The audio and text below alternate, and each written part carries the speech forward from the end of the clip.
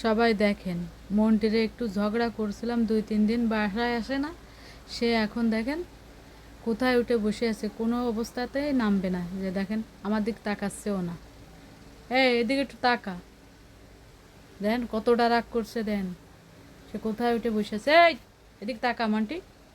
এই অনেক ডাকার পরে এইবার একটু তাকালো। দেন তার রাগ, মুড মোশনটা একটু দেখেন আপনারা।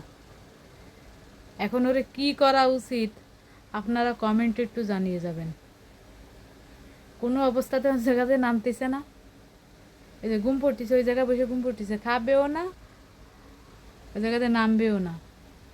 এই যে দেখেন গাইজ, আপনারা সবাই একটু কমেন্টে জানিয়ে যাবেন যে ওকে কি করা যায়, ওর কি শাস্তি দিলে ওর ঠিক হবে।